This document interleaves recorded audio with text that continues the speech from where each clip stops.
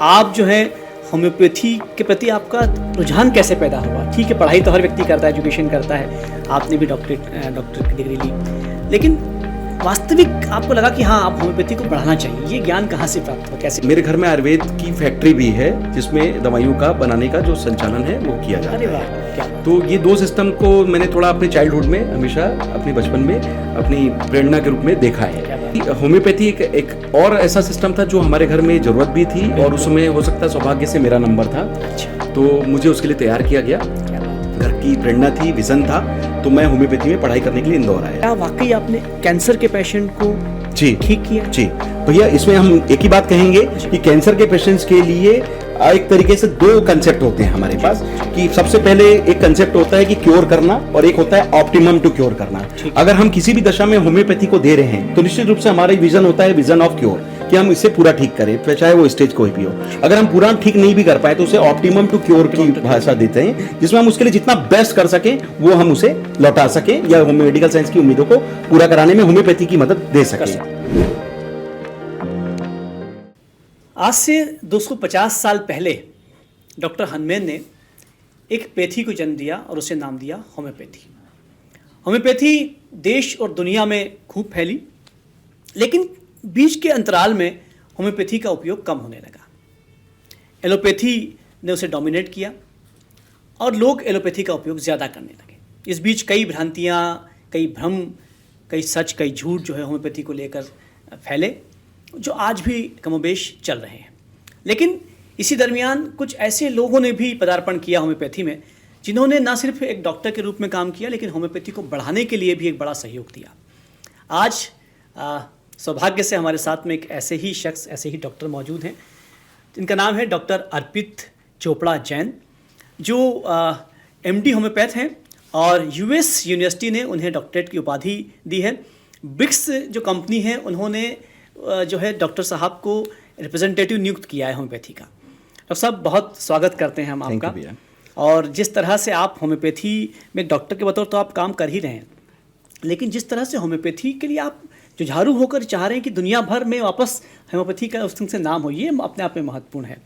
सबसे पहले तो मैं जानना चाहूँगा कि आप जो है होम्योपैथी के प्रति आपका रुझान कैसे पैदा हुआ? ठीक है, पढ़ाई तो हर व्यक्ति करता है, एजुकेशन करता है, आपने भी डॉक्टर की डिग्री ली, लेकिन वास्तविक आपको लगा कि हाँ, आप होम्योपैथी को बढ़ाना चाहिए, ये ज्ञान कहाँ से प्राप्त हुआ, कैसे प्राप्त हुआ? बिल्कुल, आपका क्वेश्चन वही है जो मेरा चाइल्डहुड का एक तरीके से जो विज़न जो मेरे दिमाग में आया था, जो आज आप पूछ रहे हैं, मैं बिल्कुल आपको बात बताना चाहूँगा। दोस्तों, मैं अपने बारे में बताना चाहूँगा कि मैं डॉक्टर अर्पित चोपड़ा जैन, मैं 21 वर्षों से होम्योपैथी में इंदौर में आरोग्य super speciality modern homeopathy clinic के नाम से मेरी क्लिनिक है, मैं प्रैक्टिस कर रहा हूँ। अब चूंकि मेरे घर में 19 एलोपैथिक डॉक्टर्स हैं, अच्छा, तो मुझे थोड़ा सा घर में मेडिकल सिस्टम से जुड़ने का सौभाग्य शुरू से मिला। वो एलोपैथी हैं, पर वो एलोपैथी सिस्टम से जुड़े हुए थे। और मेरे घर में आयुर्वेद की फैक्ट्री भी है जिसमें दवाइयों का बनाने का जो संचालन है वो किया जाता है। क्या बात। तो ये दो सिस्टम को मैंने थोड़ा अपने चाइल्डहुड में हमेशा अपने बचपन में अपनी प्रेरणा के रूप में देखा है। क्या बात। अब चूंकि होम्योपैथी एक और ऐसा सिस्टम था जो हमारे घर में जरूरत भी थी और उसमें हो सकता है सौभाग्य से मेरा नंबर था। अच्छा, तो मुझे उसके लिए तैयार किया गया। क्या बात है। घर की प्रेरणा थी, विजन था, तो मैं होम्योपैथी में पढ़ाई करने के लिए इंदौर आया। और हमेशा ये प्रेरणा रही है कि जिस तरीके से सभी सिस्टम अपना अच्छा काम करती है, एक्चुअली क्या होता है कि दुनिया में 90% बीमारियों पे अभी भी काम चल रहा है। उसके लिए सिस्टम की व्याख्या करना जरूरी नहीं है, आपको उस पर काम करने की जरूरत है। बिल्कुल सही है। चाहे वो एलोपैथी हो, होम्योपैथी हो, आयुर्वेद हो, यूनानी हो, सिद्धा हो, सब अपने अपने हिसाब से अच्छा करने की कोशिश करते हैं। मैंने भी तो ऐसे ही शुरू किया। बिल्कुल, वो खुद भी एलोपैथ थे जिन्होंने होम्योपैथी का ओरिजिनेट करने के लिए एक कुछ डिफरेंस किया था, कुछ नया सोचा था। तो ये जो सोच है जो हमेशा नई होनी चाहिए, ये मेरे परिवार में हमेशा से प्रेरणा मिली है कि आप जो भी करो अच्छा करो और उसको कुछ नए तरीके से करो ताकि लोगों को उसमें जो कमियां हैं वो हम पूरी कर सकें और मेडिकल सिस्टम की ज्यादा से ज्यादा हम अच्छा मदद कर सकें लोगों के लिए जो उनकी होप है। क्या बात है। तो चूंकि मैं होम्योपैथी में आया था, तो जब मैंने पढ़ाई की होम्योपैथी में, तो ऐसा जरूरी है कि जो 250 साल पुराना सिस्टम है, जब हम पढ़ते हैं तो निश्चित रूप से चूंकि 250 साल पुराना सिस्टम है तो कई चीजें ऐसी होती है जो लिमिटेशंस ऑफ होम्योपैथी में मानी जाती थी। जब हम अपने सीनियर से पूछते थे तो उन्होंने भी ये बताया कि ये ऐसा लिखा है और इस तरीके से ही प्रैक्टिस होती है और इतना ही लिखा है। तो नो डाउट उसमें कई बेसिक बीमारियों पर तो बात होती थी, पर जो बड़े केसेस होते थे जहां पर मेडिकल साइंस जूझ रहा है, एक तरीके से काफी उसमें इनोवेशन की संभावना है, वहां पर होम्योपैथी में काम करने करने की बहुत ज्यादा जरूरत थी। तो जब मेरे क्वेश्चंस आते थे कि इसमें किस तरीके से हम आगे काम करेंगे, जबकि स्टेज 4 के कैंसर के पेशेंट हो, किडनी फेलियर के स्टेज 5 के पेशेंट हो, ऑटोइम्यून बीमारियों के पेशेंट्स हो, बड़ी बड़ी सर्जरी बचाने की बात करें, और जिनकी लाइफ थ्रेटनिंग प्रॉब्लम है, इमरजेंसी केसेस हैं, हॉस्पिटलाइज कैटेगरी के पेशेंट्स हैं, कोमा में पेशेंट हैं, तो लाइफ टाइम जो दवा चलने वाली है, इस तरीके के पेशेंट्स के लिए हम होम्योपैथी में और अच्छा कैसे कर सकते हैं।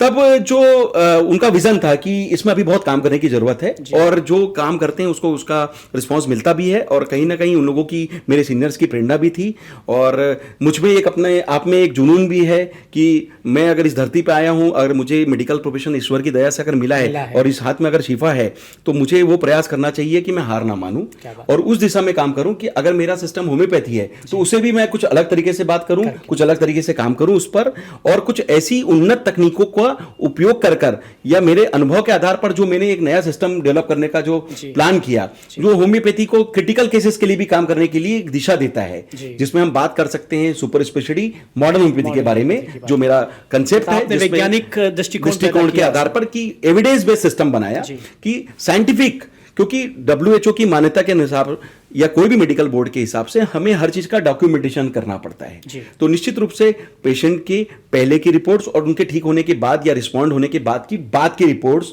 उनकी जो बीमारी की सीवियरिटी को हमें जो बताने की व्याख्या करनी है, और वो भी होम्योपैथी से, उसके लिए डॉक्यूमेंटेशन प्रोसेस बहुत ज्यादा जरूरी था। और जो होम्योपैथी में थोड़ा सा लैकिंग था कि डॉक्यूमेंटेशन की कमी थी, उसके कारण से जो आपका क्वेश्चन था कि बीच में एलोपैथी डिफाइंड थी, बहुत ज्यादा प्रेविलेंट थी, उसका रीजन ये कि एलोपैथी एक डिफाइंड सिस्टम है, वो हर चीज का डॉक्यूमेंटेशन करते हैं। तो होम्योपैथी में भी इस चीज की जरूरत थी, और निश्चित रूप से जब पेशेंट ठीक होता है और डॉक्यूमेंटेशन होता है तो सच होता है, तो सच को आपको मानना भी पड़ता है और लोगों को बताने में आपको इजी भी होता है। इस तरीके से ये जो मेरा प्रयास था जो 2004 में चालू हुआ, आज मैं कह सकता हूं कि मेरी 21 साल की मेहनत के बाद मैं ये vision of impossible to possible, जो एक मेरी बुक है, इसको मैं आपके चैनल के माध्यम से जरूर बताना चाहूंगा कि ये होम्योपैथी से दोस्तों मेरी बनाई हुई एक संरचना है, जिसमें हमारा प्रयास है कि हम vision to impossible to possible करने की कोशिश कर रहे हैं।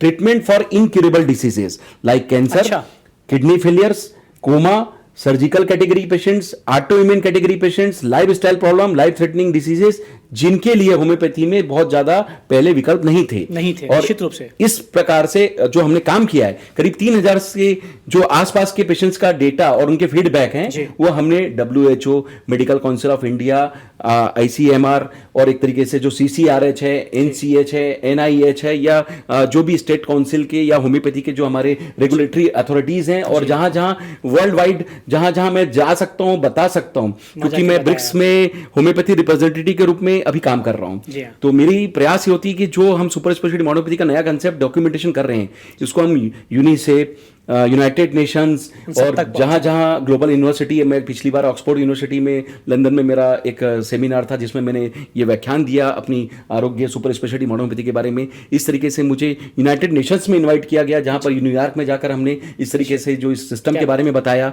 और इसके पहले मैं चूंकि ब्रिक्स में जुड़ा हूं, तो रशिया में जाकर भी हमने इस तरीके की जो अपनी बातें हैं कि इंडिया से हम जो जर्मनी की होम्योपैथी जो हमें इंपोर्ट होकर क्लासिकल होम्योपैथी के रूप में मिली थी, उसको हम सुपर स्पेशलिटी मॉडर्न होम्योपैथी के नाम से एक नई दिशा में ले जाकर भारत से एक एक्सपोर्टेड होम्योपैथी के रूप में लॉन्च करने की कोशिश कर रहे हैं, जिसमें कहीं ना कहीं रेगुलेटरी अथॉरिटीज का हमें आशीर्वाद चाहिए। और हमारी पूरी कोशिश है कि हमारा दिए हुए डेटा से कहीं ना कहीं न केवल होम्योपैथी का नाम आगे बढ़ेगा, बल्कि जो विजन था, जो बचपन में जो मेरे मन में डाला गया था, जो मेरे परिवार की प्रेरणा थी, मेरे माँ बाप की प्रेरणा थी, परिवार का साथ फिर मेरे सीनियर्स का जो आशीर्वाद मिला, और काम करने का जुनून था, और पेशेंट्स का जो प्यार था और सम्मान था और उम्मीदें थी, उसको पूरा करने के लिए आज ये 3000 पेशेंट का डेटा कहीं ना कहीं एक चमत्कार या वरदान के रूप में साबित हो रहा है, और देश का नाम भी आगे। डॉक्टर अर्पित चोपड़ा, ये जो 3000 मेडिसिन का आपने एक मेडिकल एक सिस्टम डॉक्यूमेंट तैयार किया है, हम चाहेंगे कि थोड़ा सा उसमें और विस्तृत हम बात करें कि किसी एक मेडिसिन, मान लीजिए हम किसी एक पेशेंट की बात, किसी एक बीमारी की बात करें, तो उसके लिए आपने क्या डॉक्यूमेंटेशन की है, ताकि समझ में आएगा कि आपने इस फिल्म से काम किया। जैसे ये मेरा चूंकि बुक का अपन बात ही उसी बात पे करें, तो समझ लीजिए हम इस पे बात करते हैं, तो इस पे लगभग हमने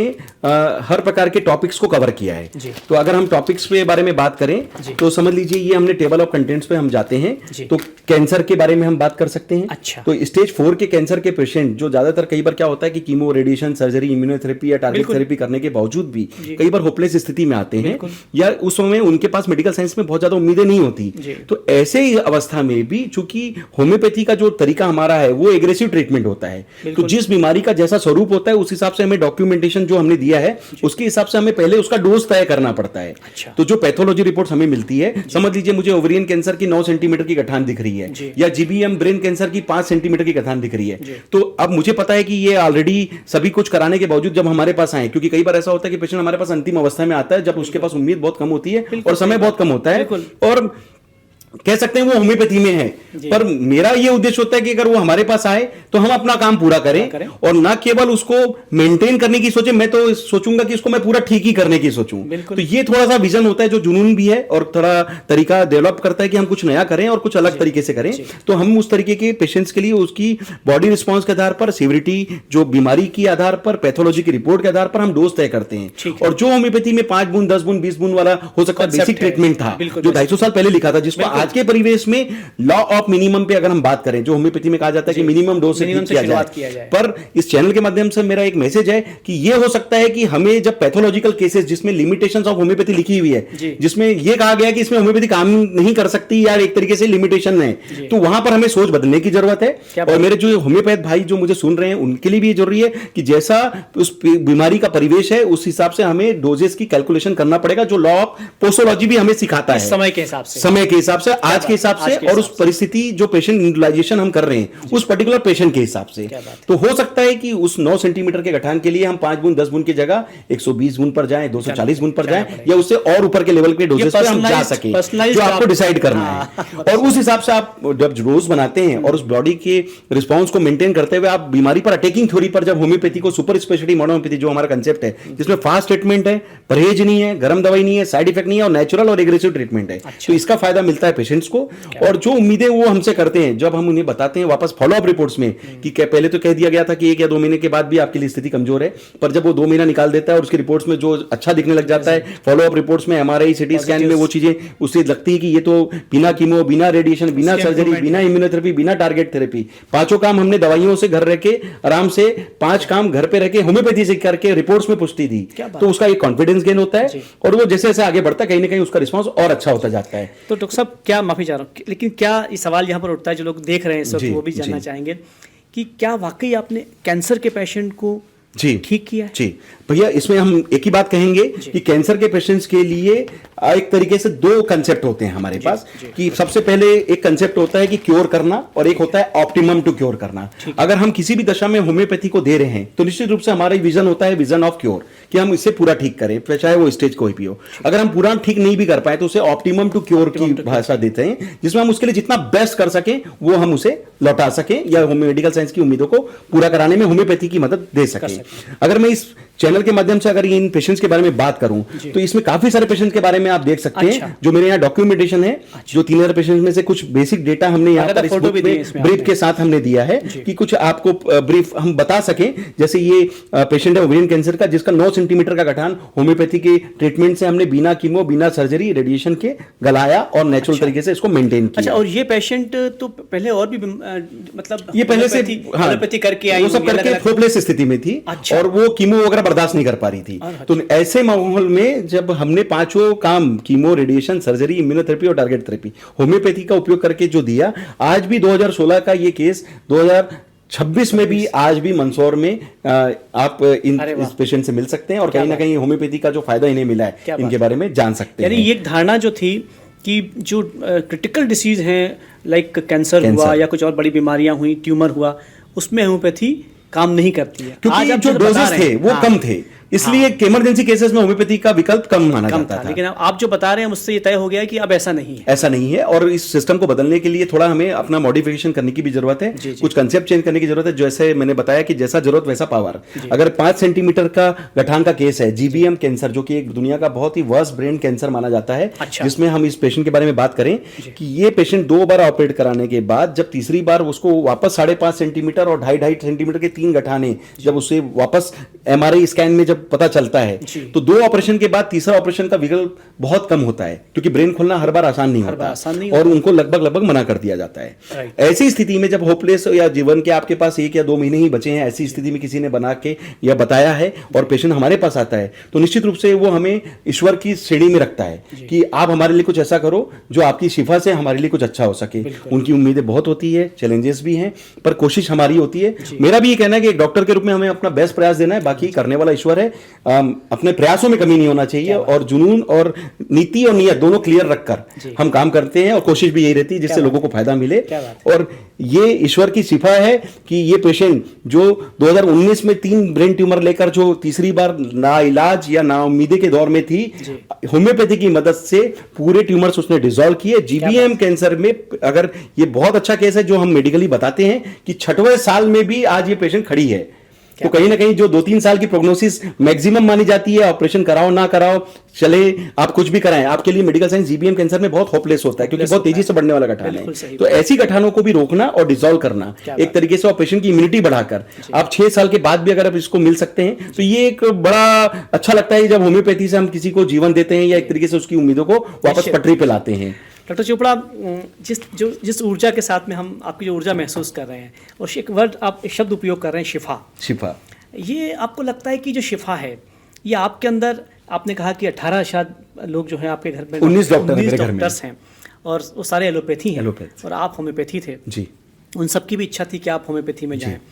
ये शिफा जो है, क्या आपको लगता है कि पारिवारिक बिल्कुल शुरू से परिवार की प्रेरणा रही है कि जो भी बेस्ट करें, उनका विजन था कि जिस फील्ड में जाएंगे उसमें अच्छा करना है और नीति नियत क्लियर करके आप अपना काम करें, क्योंकि जिस सीट पे हम बैठते हैं निश्चित रूप से वो ईश्वर की दी हुई सीट है। मतलब एक डॉक्टर के रूप में हम भगवान नहीं है, लेकिन लोगों की नजरों में हम भगवान हैं। ईश्वर के बाद तो डॉक्टर ही। हाँ, तो चूंकि हम भगवान नहीं है लेकिन हम भगवान की बनाई हुई दुनिया में इस काम से हम लोगों का जीवन बचा सकते हैं। और WHO का जो डेफिनेशन होता है कि हेल्थ का मतलब होता है फिजिकल, मेंटल और सोशल वेलबींग। मेरी क्लिनिक का नाम है आरोग्य super speciality modern homeopathic clinic.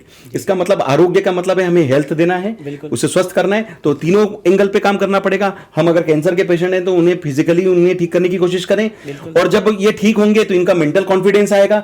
अगर मैं इस पेशेंट की बात करूं जिसको 2 महीने की जीवन काल बताया गया है, शेष बताया गया है, अगर वो आज 6 साल बाद भी खड़ी है तो उसका मेंटल कॉन्फिडेंस बढ़ता है और समाज में फिर से खड़े होने के लिए, जिस चीज के लिए वो जानी जाती है, मानी जाती है, जिस चीज के लिए वो काम कर रही होती है, उसमें फिर से वो अनुकूलता ले पाती है। तो निश्चित रूप से इस तरीके से फिजिकल, मेंटल और सोशल वेलबींग देना ताकि किसी का परिवार चले, किसी के अच्छे काम से दूसरों को भी फायदा मिले, तो निश्चित रूप से ये तीनों एंगल से हम काम करते हैं और इसके लिए ईश्वर की शिफा होना बहुत जरूरी है और ये आशीर्वाद है परिवार का।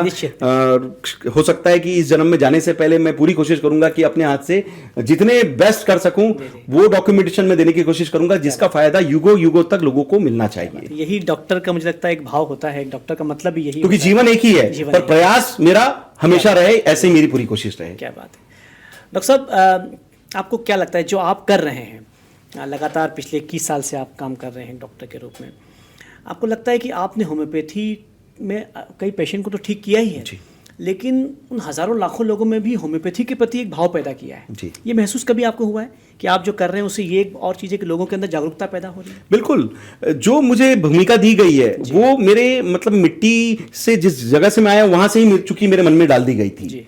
तो भूमिका का मतलब ये है कि हम जो भी काम करें उसको अच्छे से करें और लोगों को उसका फायदा मिले। तो चूंकि मैं खुद भी एक सामाजिक श्रेणी में एक डॉक्टर के रूप में काम करता हूं लेकिन मैं कहीं ना कहीं मैं इंसान भी हूं और मेरी नैतिक जवाबदारी है कि मैं जो अच्छा कर रहा हूं या लोगों को जो अच्छा हो सकता है उसके बारे में मैं बताऊं। और कुछ नया जब आता है तो कहीं ना कहीं उसके लिए थोड़ा मेहनत ज्यादा होती है क्योंकि हम एक एडॉप्टेड सिस्टम पे जब काम करते हैं तो हमें सिर्फ उतना ही काम करना रहता है जितना हमें बताया जाता है। पर जब आप किसी थ्योरी को चेंज करने की कोशिश करते हैं, कुछ नया कंसेप्ट लाने की कोशिश करते हैं या कुछ नया विजन लेके आते हैं तो, और वैसा विजन जिसमें पूरा मेडिकल साइंस की उम्मीदें बहुत हैं कि 90% बीमारियों पे काम करना, जिसपे अभी भी लाइलाज श्रेणी से इतना सारा रिसर्च हो रहा है, हर सिस्टम काम कर रहा है, तो क्यों ना मैं अपने किए हुए काम को डॉक्यूमेंटेशन के रूप में जब मैं लोगों को बताऊं या लोगों को जब ये सब पता चलता है कि 3000 पेशेंट का डेटा जो कि कैंसर के ऐसे स्टेज के पेशेंट में हमने लिया, AML पेशेंट का कैंसर का ये पेशेंट अगर 7 दिन में हम उनसे जो जीवन की लास्ट अवशेष कह सकते हैं कि शेष अवस्था में बताया गया था, 7 दिन के अंदर हमने AML कैंसर के पेशेंट को रिकवर करके आज खड़ा किया और आज भी वो बड़वानी मध्य प्रदेश में रहकर अपना जीवन जी रहा है, अपना परिवार चला रहा है। तो लोगों को जानना चाहिए कि ये ये हुआ है और ये होम्योपैथी ने किया है। होम्योपैथी ने किया है, तो निश्चित रूप से ये डॉक्यूमेंटेशन प्रोसेस जो होता है ये बहुत बड़ा टूल होता है, जो सच होता है उसे बताने की जरूरत है। तथ्यात्मक और मुझे चीजें लगता है कि हमारे जो भी अथॉरिटीज हैं, चूंकि उनका भी ये विजन होता है कि आप सही चीजों को बताएं, क्योंकि फेक डेवलपमेंट करके आप फेक चीजों को बता के आप ज्यादा दिन सर्वाइव नहीं कर सकते। तो सिंपल सा कंसेप्ट है कि आप सच बताइए, सच को आपको हमेशा बताने की जरूरत भी है और सच को लोगों को समझना भी चाहिए, और सच बहुत जल्दी आगे भी बढ़ता है। तो ये हमारी थीम रही है कि 2004 में जब पहला पेशेंट किसी ने पूछा था कि सर कितने पेशेंट ठीक किए आपने, तो हो सकता है कि मैं आपको मेरे आप भाई जैसे हैं, आप मेरे से कॉलेज लाइफ में भी आपने मुझे देखा है, तो कहीं ना कहीं हम लोगों के मन में बहुत क्यूरी होती थी, हम आपसे भी परेशान करते थे हम कि हम कैसे करेंगे, क्या होगा। आप लोगों ने भी हमें प्रेरणा दी कि जो भी करो अच्छा करो और उसमें बहस करो। तो कहीं ना कहीं पेशेंट्स हमसे सब कुछ चाहता है। जब वो पूछते थे कि सर आपने ऐसे कितने पेशेंट ठीक किए, तो हो सकता है कि उस वक्त में हमारे पास डेटा नहीं था, तो वो हमारा कॉन्फिडेंस था, लेकिन हम उन्हें बता नहीं पाते थे। आज इस चैनल के माध्यम से बड़े गर्व के साथ मैं बताने की कोशिश करता हूं कि भारत से 3000 पेशेंट का डेटा जो मैं बता रहा हूं वो ठीक किया है, हाँ, जो ठीक हुए हैं और उनके फीडबैक हैं। तो 2026 में हम जब ये बात बताते हैं तो वो एक कॉन्फिडेंस पेशेंट का मिलता है, और यही बात समाज में जाती है, और कहीं ना कहीं उनका प्यार, सम्मान और एक आशीर्वाद, जो एक कॉन्फिडेंस है, जो ना केवल मुझ पर बल्कि होम्योपैथी पर भी जनरेट होता है। और जब ये जनरेट होगा तो न केवल होम्योपैथी आगे बढ़ेगी बल्कि भारत का भी नाम आगे जाएगा, निश्चित, क्योंकि हम 19 देशों को ट्रीट कर रहे हैं आज के डेट में। हम ऑनलाइन सिस्टम से इसी प्लेटफॉर्म से, जो हमारा यूट्यूब का चैनल है या वेबसाइट के माध्यम से लोगों को पता चलता है, लोग हमसे जुड़ते हैं। तो बीमार व्यक्ति चाहे दुनिया में कहीं पे भी हो, प्रोसेस सभी के लिए एक ही है कि हमें उसे ठीक करने का सोचना है, और अगर वो हम तक अप्रोच करता है तो हमारी पूरी कोशिश रहती है कि हम भारत से सुपर स्पेशलिटी मोनोपैथी का कंसेप्ट से भी उन देशों में भी उनकी दवाइयां भेजकर हम उनके लिए अच्छा कर सके, और वो जो रिपोर्ट्स हैं वो हमें जब मिलती है तो कहीं ना कहीं वो बात साकार भी होती है। यानी अब जो लोग अभी तक ये समझते हैं कि क्रिटिकल और सर्जिकल जो डिसीज़ हैं वहाँ पर होम्योपैथी फेल हो जाता है, आपसे बात करने के बाद में आप जो डेटा दे रहे हैं इस बुक के माध्यम से इम्पॉसिबल टू पॉसिबल, उसके माध्यम से अब ये तो तय हो गया, और चूंकि आप तो एक्सपर्ट ही हैं क्रिटिकल और जो मेरा सिनोनियम में लोगों ने critical and surgical disease specialist ही रखा है, स्पेशलिस्ट रखा है होम्योपैथी के हिसाब से। तो अब ये तय हो गया है कि ये भ्रम खत्म हो जाना चाहिए। जी बिल्कुल, ये खत्म जो है। इसके अलावा, कैंसर के अलावा, इसमें और जो बुक है आपकी पॉसिबल टू पॉसिबल, इसमें और ऐसी कौन सी बीमारियां हैं जिस पर आपने डेटा, सभी सिस्टम पे हम बात कर सकते हैं। अमूमन आज थोड़ा मैं खोल के भी बताता हूं।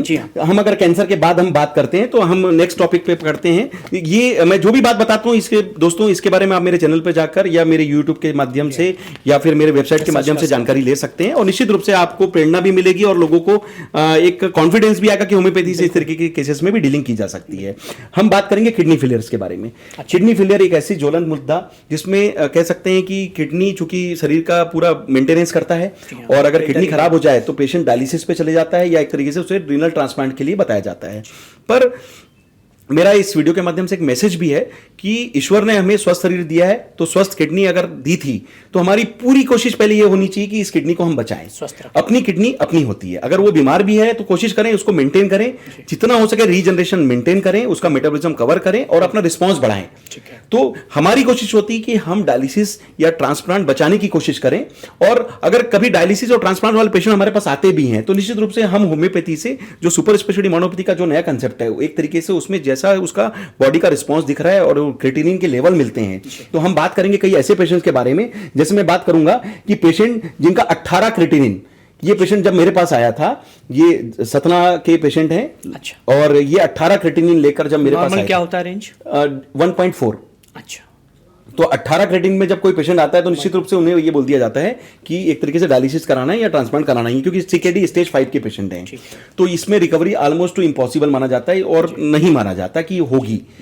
अब ये पेशेंट जब हमारे पास आता है, उम्मीदें हैं, ये पेशेंट चाहते हैं हम डायलिसिस ना कराएं या ट्रांसप्लांट ना कराएं, तो निश्चित रूप से हमने होम्योपैथी में जब हम अपना विजन देकर इन्हें ट्रीटमेंट दिया तो ये 2 महीने के अंदर इनकी पूरी रिपोर्ट्स 18 से 1.4 तक आकर पूरी तरीके से नॉर्मल पाई गई। तो ये मिरेकल है, हाँ, सुपर स्पेशलिटी मोनोपैथी का, कि होम्योपैथी से ये मिरेकली जो हम अच्छी कोशिश कर रहे थे, ये इनके बॉडी रिस्पांस के साथ सेट हुआ और कहीं ना कहीं इनका रिस्पांस गेन हुआ, और आज भी ये पेशेंट बिना डायलिसिस, बिना ट्रांसप्लांट के अपना स्वस्थ जीवन जी रहे हैं, इवन मेरी दवाइयों के बिना भी जी रहे हैं। तो अच्छी बात यह है कि बिना दवाइयों के जीवन जीना और स्वस्थ रहना, और अपनी किडनी अपनी होती है, वो अभी भी मेंटेन कर रहे हैं और आज भी उसके साथ स्वस्थता लेकर मुझे लगता लोगों के लिए प्रेरणा बन रहे हैं। ये जो बात यदि आपकी पूरी दुनिया में एक साथ पहुंचा दी जाए तो शायद रद्दो बदल हो जाए, लोग जो है होम्योपैथी की तरफ दौड़ पड़े। सर, सभी का बॉडी रिस्पांस अलग अलग होता है, लेकिन हाँ, प्रयास अपना होना चाहिए कि पेशेंट के पास एक ऑप्शन होना चाहिए कि अगर आप मेडिसिन से अगर कुछ अच्छा कर सकें तो आपको प्रोसीजर बचाने के लिए आप होम्योपैथी का उपयोग जरूर करें। निश्चित। मैं इसके एक और side पेशेंट के effect- बारे में बात करूंगा। जी। ये अशफाक खान जी, ये हमारे बागली के पेशेंट हैं, देवास पास में हमारा एक शहर है। जब ये पेशेंट बहुत कम उम्र में जब हमारे पास आए, 21 साल की उम्र में इस तरीके के पेशेंट जब आते हैं और इनको ये बता दिया जाता है कि आपकी किडनी फेल है और उनको 11 क्रेटिनिन है। Oh my God। इन्होंने केवल 9 दिन के अंदर क्रेटिनिन 11 की रिपोर्ट 1.4 तक लाकर लगभग मेंटेन की। और उसके पहले एलोपैथी इलाज लिया होगा? लिया है, वो हॉस्पिटलाइज थे, उनको किसी ने हमारे बारे में बताया, हमारे पास आके ट्रीटमेंट चालू किया और 9 से 10 दिन में उनका रिपोर्ट पूरी तरीके से नॉर्मल हो गया। तो ये कई बार ये चमत्कार कह सकते हैं या मिरेकल हो सकते हैं या होम्योपैथी की ताकत कह सकते हैं कि कई बार ये चीजें हमें बहुत जल्दी भी देखने में मिलती है, जो हम रिस्पॉन्स चाहते हैं। शिफा भी है, शिफा भी है, हाँ, कुछ कोशिश भी है, कुछ तरीका भी है जो होम्योपैथी में उन्नत तकनीकों का हमें इस्तेमाल करने की जरूरत है।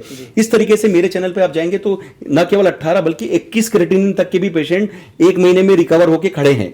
तो ये बड़ी बात बता रहा हूं, पर कहीं ना कहीं ये हुआ है, इसलिए सच को बताना जरूरी है। मैं अगर इस चीज को नहीं बताऊंगा तो लोगों को लगेगा कि होम्योपैथी में हम इस तरीके के काम नहीं कर रहे हैं। पर मेरा पूरा, मैं इसमें किसी को डिसहार्मोनी नहीं कर रहा हूं कि आप लोग नहीं कर सकते या हमने किया है तो हमने, लेकिन आप जो कर रहे हैं वो तो, हाँ, पर मैंने जो किया है वो मैं बताने की कोशिश कर रहा हूं। सभी पेशेंट का बॉडी रिस्पॉन्स अलग होता है, किसी किसी को थोड़ा टाइम भी देना पड़ता है। हो सकता है मैं 100 में से कुछ पेशेंट नहीं भी ठीक कर पाता हूं, लेकिन मेरी कोशिश ये रहती है कि हम अपना क्योर नहीं तो ऑप्टिमम टू क्योर, जितना हम उसको बेस्ट दे दें, हम अपने लिए जो प्रयास है उसमें कमी ना करें। तो इस तरीके से हम किडनी पे बात कर रहे थे। अब आपने जब बात की तो मैं थोड़ा सा इसके आगे जाऊंगा, तो सर्जरी के बारे में हम बात करेंगे भैया, कि ये जो सर्जरी है, मैं आपसे कॉमन क्वेश्चन पूछूंगा जो मैं पूछूंगा। अगर आपको किसी प्रकार की सर्जरी के बारे में एडवाइस किया जाए और एक ऑप्शन दे दिया जाए, समझ लीजिए गॉल ब्लैडर में स्टोन है या ब्रेन में ट्यूमर है या फिर एवीएन का केस है जिसमें आपको ट्रांसप्लांट कराने का बोल दिया जाए या गॉल ब्लैडर रिमूव करने का बोल दिया जाए और ब्रेन ट्यूमर है तो फिर पूरा ऑपरेशन ही करना है, तो क्या, या बच्चेदानी में किसी फीमेल को गठान है या छाती में गठान है, अगर आपको ऑप्शन दिया जाए कि ये दवाइयों से हम कंट्रोल कर सकते हैं या इसे ठीक करने की कोशिश कर सकते हैं, तो पहला आपका ऑप्शन क्या आएगा? दवाइयों पर जाएगा या सीधा सर्जरी पे जाएगा? कोशिश पे जाएगा, क्योंकि दवाइयां नेचुरल है, सिंपल सी बात है, आपको काट छाट और चीर-फाड़ नहीं करनी पड़ेगी। तो सर्जरी का मतलब हमेशा वो ही होता है कि जहां पर दवाइयां खत्म हो जाती है वहां पर सर्जरी की जरूरत पड़ती है। तो चूंकि अगर आपके पास समय है और अगर ठीक है, अगर थोड़ा सा आगे भी बढ़ गई है अवस्था, अगर हम डोज उस हिसाब से तय कर लें और हमारी प्रयास ऐसे होते हैं, तो मैं इस बारे में बात करूंगा। जैसे ब्रेन ट्यूमर, मेनिंजियोमा की गठान, जिन्होंने बिना सर्जरी, बिना काट चीर फाड़ के पूरी तरीके से होम्योपैथी से डिसॉल्व किया। अच्छा, तो ये सुपर स्पेशल होम्योपैथी का फायदा है, जिसमें कब का प्रकरण है सर? कब का हुआ था? केस कब हुआ था? ये केस है आज से 4 साल पहले का, 4 साल पहले, जिसमें ये पेशेंट आज भी खड़ी है और बिना किसी गठान के खड़ी है। तो मेनिंजियोमा का केस बिना सर्जरी के ठीक करना एक तरीके से बहुत चैलेंजिंग था, लेकिन चूंकि इसकी आंखें भी पूरी तरीके से नीचे आ चुकी थी, इसके जो ब्रेन ट्यूमर का जो प्रभाव है उन नसों पे पड़ रहा था जो ऑप्टिक नर्व को दबा रही थी, तो निश्चित रूप से उसके कारण आंखों में कंजेशन के कारण वो आंखें पूरी नीचे झुक चुकी थी। इस बारे में आप जब मेरे चैनल पे जाएंगे तो इसकी ने अपनी पूरी विस्तृत बात भी बताई है और चर्चा भी की है। तो ये पेशेंट हमने जब सर्जरी बचाई तो आज भी खड़ी है। तो कहीं ना कहीं बिना सर्जरी अगर आप ब्रेन ट्यूमर बचा लेते हैं या डिसॉल्व कर लेते हैं तो ये बहुत बड़ी बात मानी जा सकती है, जो कि होम्योपैथी के हित में हम बता सकते हैं। इस तरीके से छाती में गठान, अगर किसी महिला को, या बच्चेदानी में गठान, अगर किसी महिला के साथ अगर इस तरीके की कोई बातें आती है तो निश्चित रूप से उनका एक कॉन्फिडेंस होता है, जो कई बार कहता है कि कह दिया जाता है कि आपको ऑपरेट कराना पड़ेगा। या फिर कम उम्र में बच्चों को 16 साल 19 साल में मैंने ओवेरियन सिस्ट के केसेस देखे हैं जिनको बोल दिया जाता है कि ओवरी को भी ऑपरेट करना पड़ेगा। अभी तो उनका जीवन चालू भी नहीं हुआ, उसके पहले ही कई बार ऑपरेशन की मजबूरी आ जाती है। तो ऐसा किसी को फाइब्राइड की गठान हो, बच्चेदानी की गठान हो या फिर छाती में फाइब्रोएडिनोमा की गठान है, आप सुपर स्पेशलिटी मॉडर्न होम्योपैथी से काफी सारे पेशेंट के अपडेट देख सकते हैं जिन्होंने इसको पूरी तरीके से डिसॉल्व किया। क्या बात है। तो ये एक तरीके से उनका कॉन्फिडेंस भी आता है। और चूंकि फीमेल ऑर्गन्स में हमारी ऑर्गन्स अगर बचते हैं बिना, क्योंकि हम उसको ऑपरेट नहीं कर रहे हैं, हम उसको पूरा बचा रहे हैं, तो इसका फायदा ये उनके हार्मोन्स लेवल पे भी हमेशा फायदा करता है और उनका कॉन्फिडेंस हमेशा उनकी ताकत बनाकर कहीं ना कहीं उन्हें खड़ा भी रखता है। तो ये होम्योपैथी से जो कॉन्फिडेंस मिलता है। फेलोपियन ट्यूब ब्लॉकेज के लिए हम बात करें तो जिसमें आप IVF और IUI के जो इतने महंगे इलाज होते हैं उसकी जगह हमने होम्योपैथी से लोगों को जो इलाज दिया उससे लोगों को फायदा हुआ और वो आज भी कंसीव करके अपना बच्चे एडॉप्टिविटी लेके आज भी अपना स्वस्थ जीवन जी रहे हैं। और फेलोपियन ट्यूब ब्लॉकेज के लिए होम्योपैथी सुपर स्पेशलिटी का फायदा लिया। अरे वाह। एवियन के केसेस में हिप ट्रांसप्लांट बचाने के लिए लोगों ने रिवर्स किया। जो एवियन होता है वो एक तरीके से इरिवर्सिबल माना जाता है। कि जो ग्रेड है वो स्टेज 3 से 2 नहीं हो सकती, 2 से 1 नहीं हो सकती, स्टेज 4 भी रिवर्स नहीं हो सकता। पर काफी सारे पेशेंट के अपडेट है जिन्होंने रिवर्स किया है क्या बात तो ये बड़ी बात है होम्योपैथी से जो नेचुरल तरीके से उन्होंने गेन किया। इसी तरीके से हम बात करें जो कई पेशेंट्स हैं जो कि हम देख सकते हैं, जैसे कि स्क्रोटल सिस्ट के पेशेंट हैं, वेरिकोसिल के पेशेंट हैं, टॉन्सिलाइटिस के पेशेंट हैं, एक तरीके से जो साइनोसाइटिस के पेशेंट हैं, जो होम्योपैथी से सर्जरी बचाकर आज भी पूरी तरीके से स्वस्थ जीवन जी रहे हैं। तो मेरा ये विश्वास है कि अगर दवाई से अगर आपका काम हो सकता है तो आप सर्जरी बचाने की पूरी कोशिश सुपर स्पेशलिटी मॉडर्न होम्योपैथी का लेके करने की कोशिश करें, और यही हमारा प्रयास है कि हम नेचुरल तरीके से इसको हम कवर करते हैं। ब्लड के बारे में हम बात करेंगे तो ब्लड डिसऑर्डर चूंकि आजकल बहुत ज्यादा प्रिविलेंट है, aplastic anaemia, sickle cell anaemia, thalassaemia, इस तरीके की आईटीपी, ब्लड कैंसर, जैसे कि मैंने काफी सारी बीमारियों के बारे में बात किया, पैनसाइटोपिनिया, ये थोड़ी इमरजेंसी किस्म की बीमारियां हैं क्योंकि आपको बोन मेरो मेटाबॉलिज्म आपका पूरी तरीके से डिरेंज हो जाता है, आपका नेचुरल रिस्पॉन्स कमजोर हो जाता है, और जिसपे आपको लाइफ टाइम या तो ब्लड ट्रांसफ्यूजन, पीआरपी या एक तरीके से एसडीपी ट्रांसफ्यूजन लेकर आप मेंटेन करते हैं, या फिर आप बोन मेरो ट्रांसप्लांट पे जाते हैं। अच्छा। हमारी कोशिश ये रहती है कि जैसे कई सारे पेशेंट्स के बारे में हम बात करेंगे जिसमें आपने 2-2000 प्लेटलेट्स को भी उन्होंने रिकवर किया। अच्छा। और आज भी वो स्वस्थ जीवन लेकर खड़े हैं। क्या बात। तो ये बड़ी बात है कि जहां पर बोन मेरो ट्रांसप्लांट या बार बार ट्रांसफ्यूजन हो रहा था वहां पर सुपर स्पेशलिटी होम्योपैथी से प्लेटलेट्स को हमने बढ़ाया और नेचुरल तरीके से रिगेन किया, बॉडी का मेटाबॉलिज्म रिकवर किया, इम्यूनिटी बढ़ाई और बोन मेरो को सही किया। तो ये नेचुरल अगर हम कर सकते हैं तो ये बहुत बड़ा टूल होता है जो किसी न किसी की मदद कर सकता है, फिर चाहे वो 1-1.5 साल की गुड़िया हो या फिर वो 70 साल की कोई बुजुर्ग इंसान हो, लेकिन होम्योपैथी सभी पर काम कर सकता है और उसकी क्रिटिकल अवस्था के अनुसार से हम जो डोज बनाते हैं उसका फायदा उसे मिलना चाहिए, ऐसा हमारा विश्वास है और ऐसा हमारा प्रयास भी होता है। इसी तरीके से हम काफी सारे पेशेंट्स के बारे में बात कर सकते हैं। थोड़ा सा मैं ब्रीफ में बात करूंगा तो हम न्यूरोलॉजिकल में बात करते हैं। अच्छा। तो मेरे हिसाब से अगर दुनिया में सबसे चैलेंजिंग केस होता है जो मेरी कैरियर में मुझे जो समझ में आया है वो है कोमा का पेशेंट।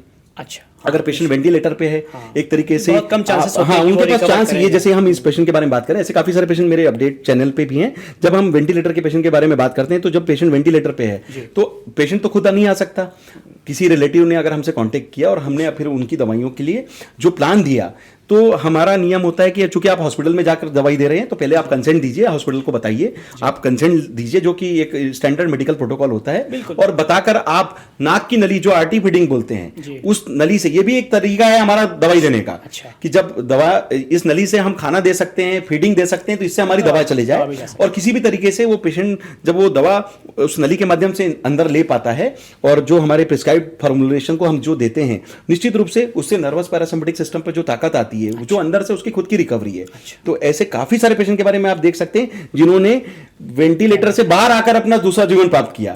तो निश्चित रूप से वो तो इस दुनिया में नहीं थे ऐसा मान लिया गया था, लेकिन वो जब वापस आते हैं तो उनका जो प्यार है, सम्मान है, वो बिल्कुल एक आत्मीयता और एक ईश्वर का जो दी हुई शिफा है। कहीं ना कहीं हमें भी लगता है कि शायद उनके लिए जो अच्छा हो सका, ईश्वर ने कहीं ना कहीं हमें इतनी क्षमता दी कि हमने उनके लिए किया और उनको कहीं ना कहीं उसका फायदा मिल सका।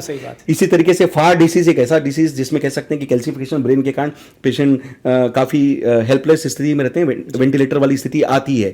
तो ऐसे पेशेंट्स को जब हमने रिकवर किया, पैरालिसिस से हमने रिकवर किया, जो ऑटोइम्यून कैटेगरी है अगर मैं उसमें बारे में बात करूं तो ऑटोइम्यून बीमारी ऐसी मानी जाती है जो मेडिकल साइंस में सबसे ज्यादा लाइलाज कैटेगरी की मानी है। क्योंकि सभी मेडिकल साइंस उसमें बहुत काम कर रहे हैं। Rheumatoid arthritis, fibromyalgia, ankylosing spondylitis, muscular dystrophy जो अभी हमारे इंदौर में अभी बात कर रहे हैं हम एसएमए के ऊपर कि स्पाइनल मस्कुलर एट्रोफी जो गुड़िया के लिए हम डोनेशन के लिए हम बात कर रहे हैं, ये सब ऑटोइम्यून कैटेगरी की बीमारी है। हमने जयपुर में एक मस्कुलर डिस्ट्रॉफी के पेशेंट के लिए, गुड़िया के लिए पूरे इंडिया ने कॉन्ट्री करके करीब 18 करोड़ का इंजेक्शन एक लगाया गया था। दुर्भाग्य से हम उसे नहीं बचा पाए, लेकिन चूंकि उसकी कॉस्टिंग बहुत ज्यादा है और बीमारी का स्वरूप ऑटोइम्यून है, दवाइयों का कॉस्टिंग तो है ही, वो तो अपनी जगह है, लेकिन बीमारी ऑटोइम्यून है, इसलिए लाइलाज कैटेगरी होने के कारण कई बार इम्यूनिटी रिस्पांस अपना साथ में नहीं आ पाता। उसके कारण कई बार जो बड़ी बड़ी दवाइयां वो भी उसमें काम नहीं कर पाती। तो इसलिए ऑटोइम्यून कैटेगरी में जब अपनी इम्यूनिटी अपने खिलाफ चले जाए, तो ऐसी अवस्था में इस चैनल के माध्यम से मेरा बहुत बड़ा मैसेज है कि होम्योपैथी चूंकि नेचुरल, इफेक्टिव और एग्रेसिव ट्रीटमेंट करके अगर आप अपनी इम्यूनिटी को मेंटेन करते हैं तो निश्चित रूप से बीमारी हम पर अटैक करे इस थ्योरी के बजाय हमें बीमारी पर अटैक करना है, इस थ्योरी को आप माने तो काफी सारे पेशेंट के बारे में मैं बता पाऊंगा जिनको हमने ऑटोइम्यून कैटेगरी में ठीक होते देखा है। क्या बात, जो कि लाइलाज कैटेगरी के माने जाते हैं। हमने मस्कुलर डिस्ट्रॉफी में काफी सारे पेशेंट्स के सीपी के लेवल जो 65,000 थे, 45,000 है, उनको कंट्रोल होते देखा है, नॉर्मल होते देखा है। तो ये बड़ा एक हो सकता है कि अगर हमारा ट्रीटमेंट साथ में भी दे दिया जाए तो हम इम्यूनिटी बढ़ा के मेंटेन करके उस पेशेंट का बॉडी रिस्पॉन्स वापस मेंटेन करने में होम्योपैथी की मदद दे सके। और ऑटोइम्यून बीमारियों में जो दुनिया की जंग है उसमें पूरी तरीके से हम एलोपैथी या किसी भी दूसरे सिस्टम के साथ मिलकर भी काम कर सकते हैं। बिल्कुल। तो उससे इम्यूनिटी बढ़ेगी, वो अपनी दवाई दे, लेकिन कहीं ना कहीं अगर बॉडी रिस्पॉन्स अच्छा होता है, रिपोर्ट्स अच्छी आती है, तो कहीं ना कहीं आप अपने को बिना दवाइयों के रहने के लिए तैयार कर सकते हैं। अच्छा, और फायदा भी ले सकते हैं। आपने जो सवाल कहा है उसमें एक सवाल लोगों के मन में जहन में रहता है, एक कंफ्यूजन कि वो एलोपैथी ले रहे हैं, जी जी जी, क्या साथ में होम्योपैथी ले सकते हैं? बिल्कुल ले सकते हैं भी। अच्छा। उसका कारण क्या है कि ज्यादातर हमारे पास जो पेशेंट आते हैं वो क्रिटिकल स्टेज पे होते हैं, तो पैथोलॉजिकल चेंजेस सेटल हो चुके होते हैं, तो चूंकि वो ऑलरेडी वो किसी न किसी ट्रीटमेंट पे होते हैं। अब एग्जिस्टिंग ट्रीटमेंट में इतना एग्रेसिव ट्रीटमेंट करने के बावजूद भी ये राय देता हूं कि जो एग्जिस्टिंग ट्रीटमेंट एकदम से आप कम नहीं कर सकते। आप पहले बैकअप लीजिए, अपना बॉडी रिस्पॉन्स बढ़ाइए, इम्यूनिटी बढ़ाइए, रिपोर्ट्स में अगर वो बात दिखेगी तो वो भी कम करेंगे। निश्चित रूप से एलोपैथी के डॉक्टर्स भी उसको कम कर पाएंगे, क्योंकि आपकी रिपोर्ट्स अच्छी आएगी तो उन्हें भी लगेगा कि उन्होंने ऊपर से काम किया, हमने अंदर से ठीक किया, और कहीं ना कहीं मेडिकल साइंस जीत रहा है। बिल्कुल सही बात। तो इसमें कोई दिक्कत नहीं है कि मेडिसिन पेशेंट ठीक हो रहा है या ठीक होने की स्थिति में आ रहा है, तो जो बेस्ट हो सकता है करना चाहिए, और जैसे जैसे आपका रिस्पॉन्स और क्योर होता है तो निश्चित रूप से आप दवाइयां पूरी तरीके से बंद करने की श्रेणी में आ सकते हैं। ऐसे ही हम कुछ बात करते हैं मस्कुलर डिस्ट्रॉफी के बाद। कई पेशेंट ऐसे होते हैं जो फाइब्रोमाइल्जिया के लिए एएनए पॉजिटिव माने जाते हैं, जिसमें लिखा जाता है एएनए कभी रिवर्स नहीं हो सकता। अच्छा। रिमेटॉइड आर्थराइटिस में ये माना जाता है कि आरए कभी रिवर्स नहीं हो सकता। अच्छा। एंकोलाइजिंग स्पॉन्डिलाइटिस में ये माना जाता है कि एचएलए बी27 ये सब जेनेटिक फैक्टर्स हैं जो कि रिवर्स नहीं किए जा सकते, ये लाइलाज बीमारी है। अच्छा। इसको रिवर्स नहीं किया जा सकता क्योंकि ऑटो इम्यून है। आप जो दवाई देंगे वो भी रजिस्ट हो जाएगी और बॉडी उसके खिलाफ एंटीबॉडीज बना देगी, तो वो काम नहीं कर पाती पूरी तरीके से। इसलिए ये हमेशा ऑटो इम्यून बीमारी में जब हमने होम्योपैथी का उपयोग किया तो जो मेरा जो सकारात्मक परिणाम जो मैं इस बुक के माध्यम से या मैं अपने चैनल के माध्यम से या आपके चैनल के माध्यम से आज जो बता रहा हूं, उसमें मैंने देखा कि काफी सारे पेशेंट का एएनए प्रोफाइल या एएनए फैक्टर की रिपोर्ट हमने रिवर्स किया, पॉजिटिव से नेगेटिव किया। एचएलए बी27 जो एंकोलाइजिंग स्पॉन्डिलाइटिस में पॉजिटिव था वो हमने रिवर्स करके नेगेटिव प्राप्त किया। इसी तरीके से आरए फैक्टर जो गठिया की बीमारी है जिसमें कहा जाता है रिवर्स नहीं हो सकता, वो हमने काफी सारे पेशेंट्स को रिवर्स किया। तो ये एक तरीके से ताकत है होम्योपैथी का कि नेचुरल तरीके से आपकी इम्यूनिटी को नेचुरल तरीके से गेन करा जाए और आपके ही रिस्पॉन्स को वापस दे दिया जाए, ताकि आप जीवन भर दवाइयों पर ना जाएं और डिपेंडेंसी पे ना जाएं। तो उसका फायदा आपको कहीं ना कहीं होम्योपैथी से मिलता है। आपकी ये बुक इतना तो तय करती है कि हर व्यक्ति को ये बुक पढ़ना चाहिए, समझना चाहिए, ताकि उसकी होम्योपैथी के प्रति आस्था पैदा हो सके, उसको पता लग सके कि ऐसा हुआ है, क्योंकि आपने जैसे मॉडलिंग बताया, सबके नाम सहित बताया है आपने। डॉक्टर साहब, इसको अगर हम संक्षिप्त में और बात हम करें तो इन डेटा के अलावा इसमें और क्या खास बात? इसमें यह है कि ये तो हमने बात की क्रिटिकल पेशेंट्स के बारे में, वैसे हर सिस्टम के बारे में अगर हम बात करें तो चूंकि इस बुक में आप जाते हैं या फिर मेरे चैनल के माध्यम से देखते हैं तो निश्चित रूप से एक कॉन्फिडेंस आता है कि आपको काफी सारे सिस्टम ऐसे हैं जिसपे हमें काम करने की जरूरत थी और होम्योपैथी से जो काम हुआ है उससे आपको प्रेरणा मिलती है। कि अगर हम बात करें कि हार्ट डिसीज में, तो मेरा कहना है कई बार पेशेंट किसी कारण से बाईपास सर्जरी या किसी प्रकार की एंजियोप्लास्टी पे नहीं जा सकता, एज का फैक्टर हो या एक तरीके से हो सकता है कि सीवियरिटी ज्यादा हो, पेशेंट की बॉडी रिस्पॉन्स अच्छा ना हो, इजेक्शन फ्रिक्शन कम हो, तो पंपिंग कैपेसिटी बढ़ाने के लिए भी होम्योपैथी 15% से 55% तक हमारे पास जो केसेस जो हमारे पास डेटा है वो कहीं ना कहीं एक तरीके से होम्योपैथी से जो अच्छा हुआ है उस पेशेंट्स के लिए, जो बाईपास बचाया गया है, एंजियोप्लास्टी बचाई गई है। आप काफी सारे पेशेंट के बारे में देख सकते हैं जो आपके लिए एक तरीके से बैकअप है कि किसी सिस्टम में अगर आपको कुछ अच्छा नहीं मिल रहा है तो आप कहीं ना कहीं सुपर स्पेशलिटी होम्योपैथी का बैकअप जरूर लीजिए, चाहे वो अंतिम अवस्था में ही सही, पर जरूर लीजिए। स्किन डिसीज में होम्योपैथी चूंकि बहुत प्रिविलेंट है, और मैं भी यही बोलूंगा कि स्किन डिसीज में आप दबाने की बजाय उसको ठीक कीजिए, ताकि जीवन भर आप उसको स्किन में सोराइसिस एक्जिमा में लोग 50-50 साल की कहानी लेके आते हैं कि सर ये ठीक नहीं होता, क्योंकि वो भी ऑटो इम्यून कैटेगरी की बीमारी है। तो मेरा ये मैसेज है कि आप बजाय दबाने के उस चीज को ठीक करें, जो भी बॉडी का रिस्पॉन्स है उसको नेचुरल तरीके से ठीक करें, ताकि आपको जीवन भर दवाइयों की डिपेंडेंसी का सामना ना करना पड़े। इसी तरीके से बात करेंगे फीमेल रिलेटेड डिसीज में, तो मैंने आपको बताया कि काफी सारे ऑपरेशन हमने जो बचाए उससे आपका कॉन्फिडेंस भी गेन होता है, और निश्चित रूप से कुछ लाइफस्टाइल प्रॉब्लम जैसे गैस्ट्रिक प्रॉब्लम, एलर्जी प्रॉब्लम, एक तरीके से एक्यूट डिसीज, ये कुछ ऐसी प्रॉब्लम है जो कि लाइफ स्टाइल के साथ चलती है कि आदमी खाना चाहता है पर एलर्जी के कारण कई बार खा नहीं पाता।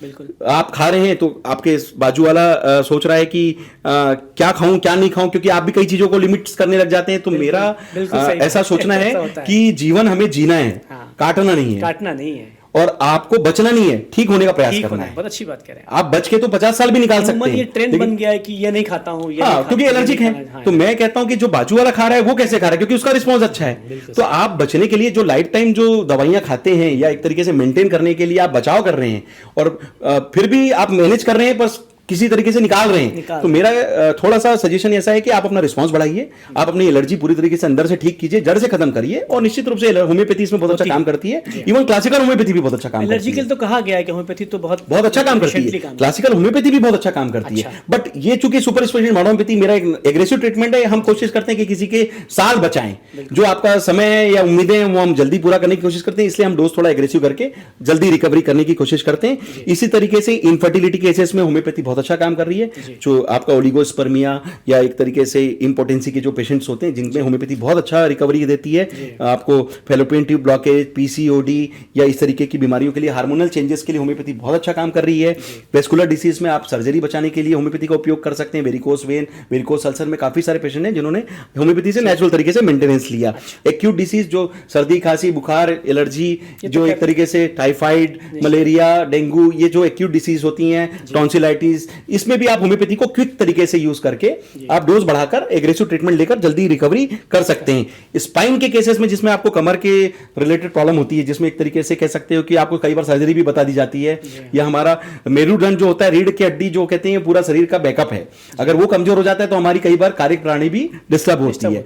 तो मेरी कोशिश ये होती है कि हम सर्जरी बचाएं और बिना स्पाइनल कॉर्ड को छेड़े एक तरीके से नेचुरल कंजेशन को क्लियर करके सर्कुलेशन बढ़ाएं और होम्योपैथी से रिकवरी दें, जिसमें काफी सारे पेशेंट का आधार आप मेरे चैनल पर जाकर देख पाते हैं। तो इस तरीके से यूरोलॉजिकल केसेस में जिसमें प्रोस्टेट की प्रॉब्लम है, सिस्टाइटिस की प्रॉब्लम है, काफी सारे इस तरीके के पेशेंट्स आते हैं जो ऑपरेशन की स्थिति में चले जाते हैं। तो मेरी कोशिश ये रहती है कि हम होम्योपैथी से उनको एग्रेसिव ट्रीटमेंट देकर प्रोस्टेट कंट्रोल करें और नेचुरल तरीके से अपनी चीज को बिना काटे पीटे या चीर फाड़ के हम उसको सर्जरी बचाने के लिए कोशिश करें। तो अगर मैं ओवरऑल अगर इस पूरे बुक के बारे में समझाने के लिए एक लाइन में अगर मैं बात करूंगा, तो जो हमारा विजन है वो है vision of impossible to possible, जो मेरी थीम है, और उसके पीछे बस एक ही उद्देश्य है कि कुछ भी हमारी ओर से ऐसा ना रहे जो हम ना बताएं। तो मेरी पूरी कोशिश है कि हम विजन जो हमारा है कि किसी भी चीज को हम जड़ से ठीक करने की कोशिश करें, इजी ट्रीटमेंट दें जिसमें हम परहेज ना दें, सेफ ट्रीटमेंट दें जिसमें केमिकल साइड इफेक्ट्स ना हो, फास्ट ट्रीटमेंट दें जो कि सोने पे सुहागा जैसा काम होना चाहिए कि होम्योपैथी सेफ है और फास्ट भी है।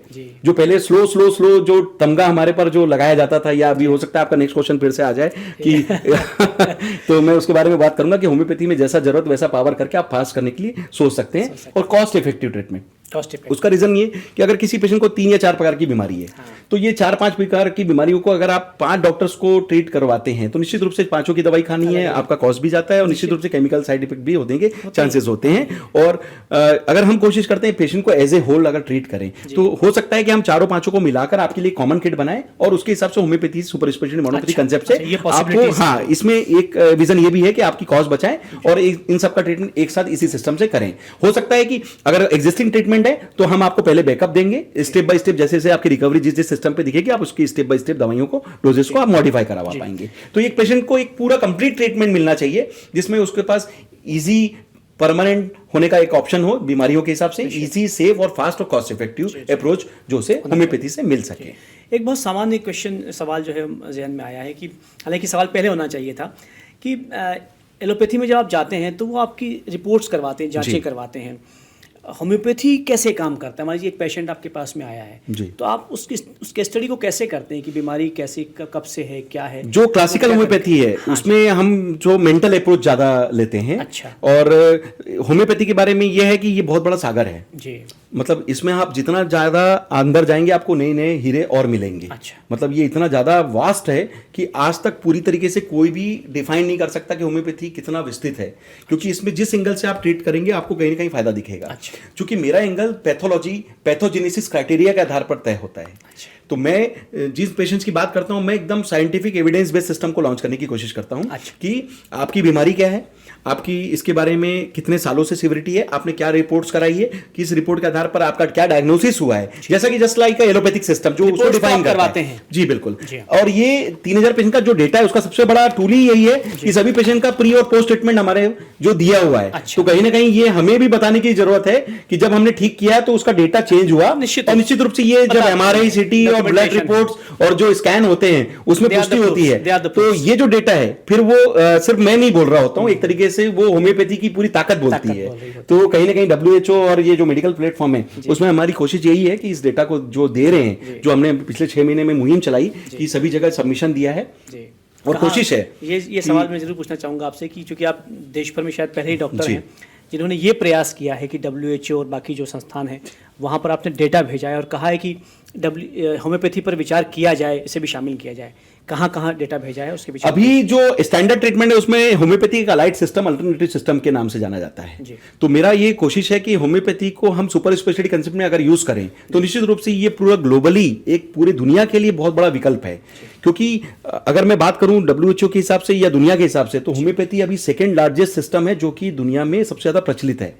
लेकिन चूंकि क्लासिकल होम्योपैथी वही जैसे मैंने बताया कि 250 साल पुराना सिस्टम है, एडॉप्टिबिलिटी के हिसाब से बहुत सारे बेसिक केसेस में ही बस काम कर रहा है। अगर क्रिटिकल और सर्जिकल केसेस या कॉम्प्लिकेटेड इमरजेंसी केसेस में होम्योपैथी को सुपर स्पेशलिटी कंसेप्ट पे जिस तरीके से हमारी अवधारणा है या प्रयास है, अगर इसको WHO सुने, समझे और इस पे हमें समर्थन दे तो निश्चित रूप से इस पेशेंट के डेटा से अगर किसी भी प्लेटफॉर्म से अगर वो होम्योपैथी को बढ़ाए तो निश्चित रूप से ये सिर्फ हमारा प्रयास मेरे तक ना रहे, ऐसी मेरी सोच है। और मैं मेडिकल प्लेटफॉर्म में और सभी अथॉरिटीज से ये बहुत निवेदन करता हूं कि ये बहुत ही मेहनत से किया हुआ काम है और निश्चित रूप से ये मेरे 21 साल का अनुभव और उन्नत तकनीकों का जो हमने परिणाम जब सबमिट किया है तो निश्चित रूप से इसका हमें आशीर्वाद मिलना चाहिए और इस विधा को उन्हें जो चाहिए वो हम देने के लिए तैयार हैं और निश्चित रूप से इसको आगे बढ़ाएं और लोगों के लिए ग्लोबली, क्योंकि दुनिया में आप कितने ट्रांसप्लांट हो रहे हैं, आप देखिए कितने महंगे खर्चे होते हैं, कितनी सर्जरी ऐसे भी हम बचाने की सोच सकते हैं। तो निश्चित रूप से ऐसे केसेस में ऑटोइम्यून में जिसमें पूरी दुनिया इतनी रिसर्च कर रही है, इतनी अरबों खरबों रुपए की फंडिंग होती है, तो निश्चित रूप से 18 करोड़ का इंजेक्शन हो सकता है कि हर किसी की बस की बात नहीं हो मस्कुलर डिस्ट्रॉफी में। हमारे इंदौर के लिए हम 9 करोड़ का इंजेक्शन अभी हम कंप्लीट करने के लिए पूरा इंदौर हम मेहनत कर रहे हैं। तो निश्चित रूप से अगर ऐसी भी किसी सिस्टम में अगर आप होम्योपैथी का एडिशन लेकर भी अगर उस पेशेंट का बॉडी रिस्पॉन्स बढ़ाकर अगर किसी की मदद कर सके तो ये सुपर स्पेशलिटी होम्योपैथी का 3000 पेशेंट का डेटा भी अगर किसी एक पेशेंट की जान बचा ले तो शायद मेरा इस जीवन में जो प्रयास है वो साकार होते दिखेगा। और ये मेरी सोच है और ये मेरा आपसे निवेदन भी है, करबद्ध आपके चैनल के माध्यम से निवेदन है कि वो मेरी बात सुने। मैंने बहुत नीति के साथ और नियत के साथ इस चीज को किया है और पूरी मेहनत है। मैं आज भी आपके पास जितनी एनर्जी के साथ बात कर रहा हूं इतनी मेरे पेशेंट्स के सामने रहता हूं और ये मेरा लेवल रहा है कि मैं सुबह 11 बजे से रात के 8 बजे तक काम करता हूं और नॉन स्टॉप काम करने की कोशिश करता हूं जिसमें मैं उनकी जो तकलीफ है उनको मुस्कान में बदलने की कोशिश करने के लिए अपना बेस्ट प्रयास देने की कोशिश करता हूं। शायद जो जब वो ठीक होते हैं और वही उनकी जो ताकत है, उनका जो विश्वास है, शायद यही आपके वो मेरा कॉन्फिडेंस मूल कारण है। हर पेशेंट मुझे कुछ ना कुछ कहीं ना कहीं प्रेरणा देता है। अगर मैं किसी कारण से ऑप्टिमम टू क्योर पर जाता हूँ, क्योर ना कर सका तो ऑप्टिमम टू क्योर तक जाऊंगा, अगर उसमें भी कुछ अगर मुझे कमी लगती है तो वो कहीं ना कहीं मेरे लिए और ज्यादा एक लेवल है जिसमें मैं और प्रयास करता हूँ कि मुझे किसी और से कॉम्पिटिशन नहीं करनी है। मुझे कॉम्पिटिशन मेरा किसी सिस्टम से है भी नहीं। जहां पर सब काम कर रहे हैं मैं कोशिश कर रहा हूँ मेरी होम्योपैथी से हम कुछ नया लाएं, इसलिए मेडिकल साइंस के लिए जहां आवश्यकता है वहां पर कहीं ना कहीं नया कुछ लाने की जरूरत थी। मैं अपना काम कर रहा हूं और ये प्रयास है कि मैं अपने आप से ही कॉम्पीट करूं कि जो मैं आज अच्छा कर रहा हूं कल और अच्छा करूंगा और परसों हो सकता है और अच्छा करने की कोशिश कर रहा हूंगा। तो मैं हर रोज कुछ ना कुछ सीखता हूं और इसके लिए मैं अपने पेशेंट्स को बहुत आभार व्यक्त करता हूं। कहीं ना कहीं आप सीनियर्स का बहुत आशीर्वाद है मेरे पर, जो आपने हम पर इतना कॉन्फिडेंस दिखाया, लोगों का इतना प्यार है, प्रेरणा है, ईश्वर की दया है, एक शिफा है और परिवार का आशीर्वाद है कि कहीं ना कहीं ये सब मिलकर मेरा कॉन्फिडेंस बनाकर चलती है। और कई बार मुझे रोका भी जाता है, लेकिन ठीक है, कहीं ना कहीं रोकने वाले काम अपना काम कर रहे हैं, मैं अपना काम अच्छे से करने की कोशिश करता हूं और मैं सोचता हूं कि जब मैं सच बता रहा हूं तो मुझे डरने की क्या जरूरत है, मैं अपनी बात पूरी रखूं और कहीं ना कहीं उसका फायदा लोगों को मिलना चाहिए। डॉक्टर साहब, जो होम्योपैथी डॉक्टर्स और भी काम कर रहे हैं, कई बार ये होता है कि हम देखते हैं बोर्ड लगे हुए रहते हैं कि डॉक्टर होम्योपैथी हैं लेकिन साथ में एलोपैथी भी कर रहे हैं जी, क्या आवश्यकता है उनको करने की, क्या कहना चाहिए? देखिए क्या है, अगर लैक ऑफ डॉक्यूमेंटेशन एक बहुत बड़ा टॉपिक रहा है होम्योपैथी में। कई सारी ऐसी कंट्रीज हैं जो वर्ल्ड वाइड हम बात करें तो जहां पर होम्योपैथी को बैन कर दिया गया या फिर एक तरीके से ये कह दिया गया है कि होम्योपैथी में लैक ऑफ डॉक्यूमेंटेशन के कारण ये साइंटिफिक नहीं है, प्लेसिबो है। तो निश्चित रूप से उस कंट्रीज के डॉक्टर्स की जवाबदारी थी कि उनकी जो रेगुलर जो बॉडीज थी उनको वो होम्योपैथी के बारे में बताए या उनके बारे में डेटा एनालिसिस करने का मौका देती है। ठीक है, और अगर मेरे से अगर ये बात किया जाए तो निश्चित रूप से, चूंकि अगर हमारा जो प्रयास है, मैं अपने होम्योपैथ भाइयों से भी ये कहना चाहूंगा कि अगर इस डेटा से अगर आपका कॉन्फिडेंस बढ़ता है तो निश्चित रूप से आप पहले दिन से अपनी प्रैक्टिस में pre and post treatment data रखना चालू करें। निश्चित रूप से इससे आपका कॉन्फिडेंस बढ़ेगा और होम्योपैथी के हित में भी आप काम करेंगे और आपका जब कॉन्फिडेंस बढ़ेगा तो पेशेंट आपको सब सिखाता है, तो जो जरूरत है उसके हिसाब से डोज करने की जो कला है वो आपको भी आनी चाहिए। तो कहीं ना कहीं आप स्लो ना हो जाएं, क्योंकि पेशेंट इतने दिन हमारे लिए वेट नहीं करेगा और आपको ऐसा लगेगा होम्योपैथी ने काम नहीं किया या पेशेंट को लगेगा होम्योपैथी ने काम नहीं किया। तो निश्चित रूप से क्योंकि हर आदमी या हर पेशेंट चाहता है कि हम फास्ट ट्रीटमेंट लें, ये उसकी जरूरत भी है और एक तरीके से ये उसके मन की सोच भी है। तो हमें एज ए पेशेंट पहले तो ये देखना पड़ेगा कि हम डॉक्टर के रूप में ये सोचे कि अगर मैं पेशेंट होता तो मैं अपने डॉक्टर से क्या एक्सपेक्ट कर रहा होता। बिल्कुल सही है। तो जो उसके मन की बात है वही हमने complete cure, easy, safe, fast और कॉस्ट इफेक्टिव ट्रीटमेंट में को देने की कोशिश की कि हम उसको फास्ट करें। और होम्योपैथ्स में अगर इस तरीके के डेटा का कॉन्फिडेंस आएगा तो मेरा पूरा विश्वास है कि अगर मेडिकल साइंस की कई सारी लिमिटेशन में अगर होम्योपैथी इतना अच्छा काम कर सकती है, तो अगर ये डेटा अगर मेरे को 25 साल पहले बताया जाता तो हो सकता है मैं 25 साल आगे बात कर रहा होता। लेकिन हो सकता है कि जो भी लैक ऑफ एविडेंस के कारण कहीं ना कहीं मुझे वो डेटा नहीं मिल पाया, तो मेरी सीनियर के आशीर्वाद और प्रेरणा से या आप लोगों के आशीर्वाद से मैंने ये डेटा जब जनरेट कर ही लिया है, तो कहीं ना कहीं अब ऐसे काफी सारे होम्योपैथ्स जो आगे आ रहे हैं। अब हमारी सबकी कोशिश ये रहती है कि हम डॉक्यूमेंटेशन प्रोसेस से इसको साइंटिफिक और एविडेंस बेस्ड सिस्टम के रूप में दिखाएं। तो निश्चित रूप से इससे नए होम्योपैथ्स का जो कॉन्फिडेंस है बढ़ेगा। और जितना अभी मैं चूंकि मैं प्रोफेसर भी हूं किसी कॉलेज में, तो जब बच्चा फर्स्ट ईयर में आता है तो एक बहुत अच्छा हमारे NCH national commission of homeopathy और कहीं ना कहीं रेगुलेटरी बॉडीज ने चालू किया है कि बच्चों को फाउंडेशन कोर्स कराया जाता है। फाउंडेशन कोर्स में हम उन्हें प्रैक्टिकल होम्योपैथी के बारे में भी बताते हैं कि क्यों होम्योपैथी आपके लिए जरूरी है। और ये जो कॉन्फिडेंस होता है फर्स्ट ईयर में, अगर बच्चे को जाल दिया जाए कि अगर मैं अपने बारे में बताऊं कि मैं इस तरीके के पेशेंट डील करता हूं और इसमें हम काफी सारे पेशेंट की मदद करते हैं, तो एक फर्स्ट ईयर के बच्चे को अगर हम कहते हैं ना कि अगर बीच है, अगर उसमें अगर हम उसको कॉन्फिडेंस दे दें और उसके मन में एक उत्साह दे दें कि होम्योपैथी में इस तरीके के केसेस ठीक किए जा सकते हैं, तो वो बच्चा फिर किसी भी बैकग्राउंड से आया हो। कई बार ऐसा होता है कि बच्चा आता है सोचता है मैं सिर्फ होम्योपैथी की पढ़ाई करूं, बाद में एलोपैथी करना है। और कई बार सोचता है कि होम्योपैथी में इस तरीके से पेशेंट ठीक किए जाएं या कैसे होंगे ये हमें पता नहीं है, या कैसे होगा उसके लिए समय नहीं मिल पाता, समझने के लिए उसको पूरा जीवन लग जाता है। तो वो जो कॉन्फिडेंस अगर हम फर्स्ट ईयर में अगर हम जनरेट करना चालू कर देंगे तो पढ़ते पढ़ते उसका कॉन्फिडेंस आएगा। और इस बात के लिए कहीं ना कहीं ये जो फाउंडेशन कोर्स है बहुत काफी अच्छा काम कर रहा है। और इस तरीके का डॉक्यूमेंटेशन प्रोसेस अगर कर दिया जाए तो निश्चित रूप से होम्योपैथ्स को भी कॉन्फिडेंस आएगा और इसका फायदा पूरी दुनिया के होम्योपैथी को मिलेगा। उन बच्चों के लिए आप क्या कहना चाहते हैं, क्योंकि अभी हम जिससे बात करते हैं तो वो नीट की बात करता है, डॉक्टर बनने की बात करता है, एलोपैथी डॉक्टर बनने की बात करता है।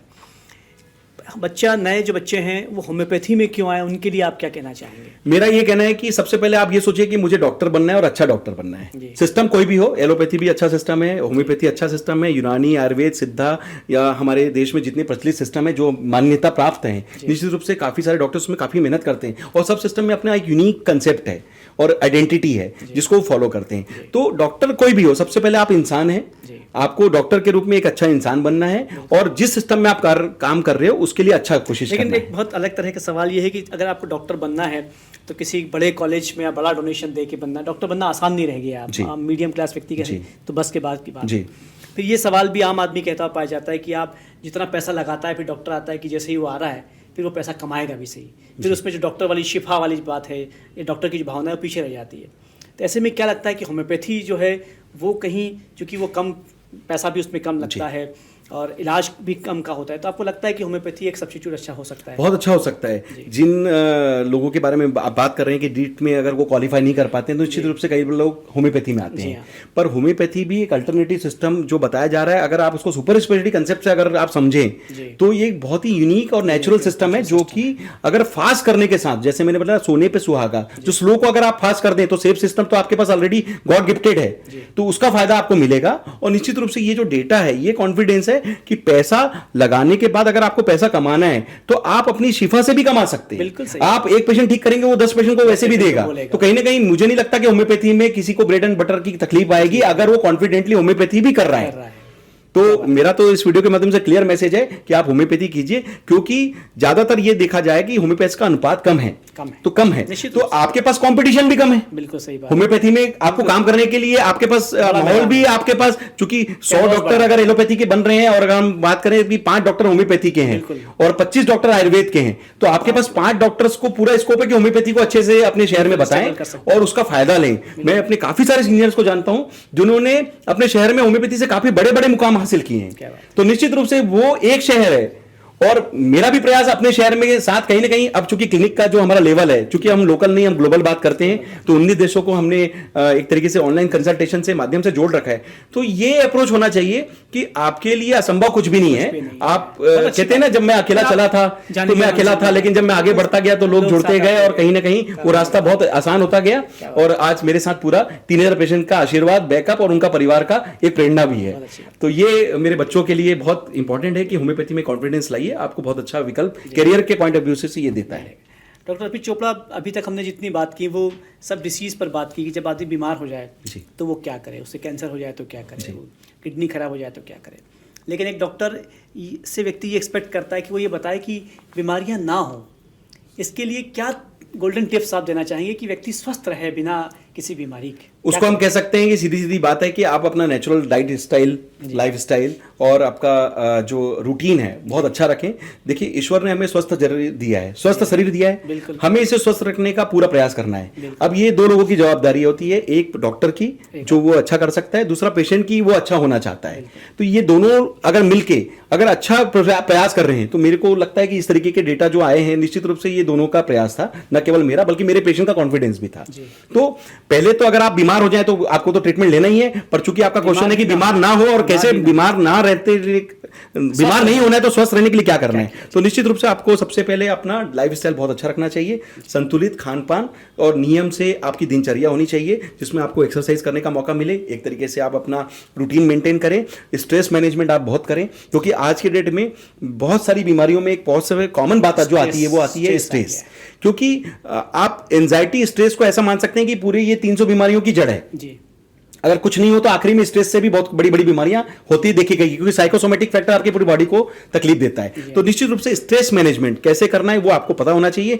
हम इस दुनिया में चूंकि काम कर रहे हैं, निश्चित रूप से जो हमें अच्छा लगता है वो हमें अच्छा करना चाहिए, जो हमें अच्छा नहीं लगता या कुछ लोगों को हमें जो हमें तकलीफ देते हैं बिल्कुल उन्हें अवॉइड कीजिए, और जिस चीज को आप चेंज कर सकते हैं उसे चेंज करने की पूरी कोशिश करें। पर एक लेवल ऐसा होता है जहां पर हमें कई चीजें अच्छी नहीं लग रही है, हम किसी को हटा नहीं पा रहे हैं, चेंज नहीं कर पा रहे हैं, तो कुछ सच होता है उसे आपको एक्सेप्ट भी कर लेना चाहिए। तो एक्सेप्टेंस इज ऑलवेज एक बेनिफिट कि आप मान लेते हैं कि अगर मैं फेल हो गया तो मैं फेल हूं, आप मान लीजिए कि मैं फेल हूं, आप अगला प्रयास फिर से कीजिए, क्योंकि आप सोच के कि मैं फेल हो गया करके पास नहीं हो सकते, आपको फिर से अपना प्रयास करना पड़ेगा और फिर से पास होने के लिए उस चीज से ऊपर आना पड़ेगा। तो आप स्ट्रेस मैनेजमेंट करें और खान पान के साथ लाइफ स्टाइल अच्छा रखें, टाइम से सोएं। और सोशल मीडिया का चूंकि आजकल तो पूरा युग ही सोशल मीडिया में, पहले हमें कई चीजें पता नहीं चलती थी, अब तो 2 मिनट में हम कहां से कहां बात पहुंचा देते हैं। तो निश्चित रूप से का फायदा है तो नुकसान भी है। तो आप अपने लिमिट्स तय करें, स्क्रीन टाइम तय करें और अपने परिवार को पूरा टाइम दें। मैं 6 दिन काम करता हूं, 1 दिन पूरा अपने परिवार के साथ रहता हूं, क्योंकि मेरी क्वालिटी लाइफ कहीं ना कहीं मेरा परिवार भी है। और मुझे समाज में भी रहना है, मैं अपने सोशलिज्म में जहां जहां मुझे लगता है, आप मुझे देखेंगे मेरे प्रोफाइल में जाके देखेंगे कि मैं आईफा में गया, बहुत बड़ी बड़ी शाहरुख खान, अमिताभ बच्चन जी, ऐसे काफी बड़ी बड़ी देश की मशहूर हस्तियों से भी मैं मिला, केबीसी में मैं गया, एक तरीके से मैं अमेरिका गया, रशिया गया, यूके गया, वियतनाम गया, मॉरिशस गया, दुबई गया।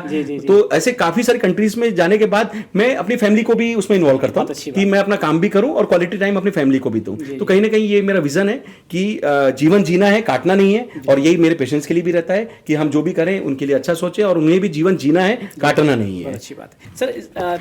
अभी तक हमने जो है जितनी बात की है उसमें एक बीमारी जो है डायबिटीज़, जो इन दिनों आम बीमारी हो गई है, इस बीमारी का क्या होम्योपैथी में इलाज है? क्या होम्योपैथी ये दावा कर सकती है कि डायबिटीज़ खत्म हो जाए?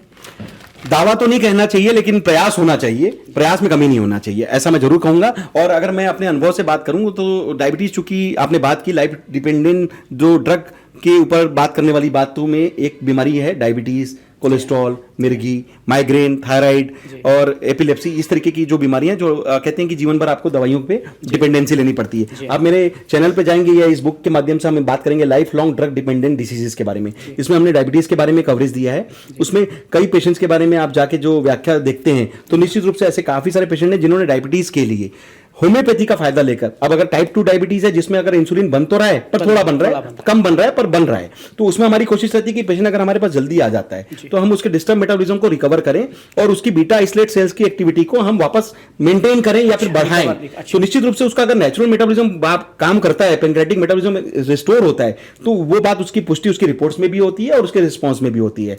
तो अगर वो उसने दवाई नहीं चालू की है, होम्योपैथी से अगर वो पूरी तरीके से कंट्रोल कर लेता है तो वो क्योर की भाषा में माना जा सकता है। अगर अगर वो पहले से किसी डिपेंडेंट दवाइयों पे है तो हम क्या करते हैं, बैकअप देते हैं स्टेप बाय स्टेप। अगर उसकी रिपोर्ट्स पे हम देखते हैं, जैसे आप चैनल पे जाएंगे तो आपको 11 HbA1c level, 13 HbA1c level, 15 HbA1c level के पेशेंट्स को भी होम्योपैथी के एडिशन से फायदा होते हुए देखा गया है, जिसमें उन्होंने दवाइयां कम की या एक तरीके से बंद की। तो ये बड़ा एक टूल है होम्योपैथी जो नेचुरल रिस्पॉन्स को आपका गेन करता है। उसी तरीके से अगर हम बात करें टाइप 1 में, इसमें ये आपके चैनल के माध्यम से हाँ सीधी सीधी बात है कि इसमें इंसुलिन चूंकि बनता नहीं है, तो अब आपकी इंसुलिन की डिपेंडेंसी जीवन भर की है। तो हो सकता है जो आज 40 यूनिट है कल 50 होगी, कल 60 होगी और फिर एक दिन वो 100 पे ही पहुंचेगी। इस तरीके से अगर वो धीरे धीरे बढ़ रहे हैं तो हमारा प्रयास ये होता है कि हम होम्योपैथी से आपके रिस्टोर मैकेनिज्म को वापस गेन करने के लिए दवाइयां दें और जितना ऑप्टिमम टू क्योर कर सके। जितना ऑप्टिमम का क्योर है कि हमारे पास दो ऑप्शन है, हम दवा देंगे और उसका एब्जॉर्प्शन कैपेसिटी, जैसे समझ लीजिए आपने इंसुलिन दिया 40 यूनिट पर एब्जॉर्ब कितना हो रहा है वहां पर 25 यूनिट, तो हम कोशिश करेंगे कि आपका एब्जॉर्प्शन 40 में से 35 यूनिट हो। तो आपका रिसेप्टर क्वालिटी अगर हमने एब्जॉर्प्शन बढ़ा लिया तो जितनी आप इंसुलिन कम दे रहे हैं अगर वो भी एब्जॉर्ब हो जाए तो आपकी डिपेंडेंसी कम हो जाती है। तो अगर वो 100 यूनिट की जरूरत है तो हो सकता है उसका काम 70 यूनिट में हो जाए, 70 है तो 50 में हो जाए, 50 है तो 40 में हो जाए, नहीं तो 10 यूनिट में ही हो जाए। तो जितना कम से कम इंसुलिन में ऑप्टिमम में हमारा काम हो जाए उस श्रेणी में आप होम्योपैथी का फायदा लेकर आप इंसुलिन का मेंटेनेंस ले सकते हैं। इसी तरीके से अगर हम कोलेस्ट्रॉल, मिर्गी, माइग्रेन या बीपी पे बात करें तो इसमें भी लोग जीवन भर दवाई खाने के लिए बाध्य रहते हैं। मेरा इस वीडियो के माध्यम से मैसेज है कि चूंकि ये बीमारी लाइलाज कैटेगरी में मानी जाती है, आप होम्योपैथी सुपर स्पेशलिटी होम्योपैथी का जो हमारा कंसेप्ट है इसका बैकअप भी ले सकते हैं और स्टेप बाय स्टेप इस चीज को रिपोर्ट्स में पुष्टि करिए। जैसा कि ये मैंने काफी सारे पेशेंट का डेटा दिया है जिसमें पहले और बाद की रिपोर्ट्स के आधार पर इनके अनुभव और उन्होंने फीडबैक बताए हैं। तो निश्चित रूप से ये एक टूल है कि जीवन भर हमें दवाइयों की डिपेंडेंसी से बचने के लिए अपना खुद का रिस्पॉन्स बढ़ाना चाहिए और उसके लिए होम्योपैथी चूंकि नेचुरल है तो ये थायराइड, डायबिटीज, डिस्लिपिडीमिया, माइग्रेन, मिर्गी, पीसीओडी इस तरीके की जो लाइफस्टाइल प्रॉब्लम है इसमें अच्छा काम करती है। और जो आपका जो थीम है जो मैं हमेशा बताता हूं कि जीवन जीना है काटना नहीं है, तो उसमें एक चीज और भी है कि कोशिश करें कि दवा के बगैर ही जीवन जीना हो। तो ये और अच्छा है कि सोने पे सुहागा, हम स्वस्थ भी रहें और मस्त भी रहें। डॉक्टर चोपड़ा, आपसे इतनी बात हुई और विश्वास कीजिए कि ये जो बातचीत हुई है ये गागर में सागर की तरह है और यदि पूरा व्यक्ति देखता है तो मुझे लगता नहीं है कि उसके बाद में उस कोई होम्योपैथी के प्रति कोई उसका विश्वास रह जाएगा। लेकिन आप जिस ढंग से काम कर रहे हैं, जो शिफा आपको प्राप्त है वो उसके लिए बहुत सारी शुभकामनाएं। बस आप लोगों का आशीर्वाद है, पेशेंट्स की प्रेरणा है। मैं चाहूंगा कि इस जन्म में जाने से पहले पूरी कोशिश करूंगा कि अपना जो ध्येय है वो पूरा करके जाऊंगा। डॉक्टर चोपड़ा से बातचीत हुई और जो बातचीत हुई वो सब आपने देखी, लेकिन खास बात यह है कि होम्योपैथी वाकई अब वो होम्योपैथी नहीं रही जो आज से 50-100 साल पहले थी। अब होम्योपैथी में वैज्ञानिक दृष्टिकोण भी आ गया। डॉक्टर अर्पित चोपड़ा जैन जैसे जो डॉक्टर्स हैं उन्होंने एक बहुत बड़ा सहयोग किया है, इसमें बहुत बड़ा जो है वो सपोर्ट किया है और दुनिया भर अभी जान रही है कि अब होम्योपैथी में उन सब बीमारियों का इलाज होता है जो लाइलाज थी, जो क्रिटिकल थी, जो सर्जिकल थी। तो निश्चित रूप से ये कार्यक्रम देखिएगा, ये पॉडकास्ट देखिएगा, अपने नियर और डियर्स को भी भेजिएगा ताकि उनके जीवन में भी परिवर्तन आ सके। आप देखते रहिए हिंदुस्तान में।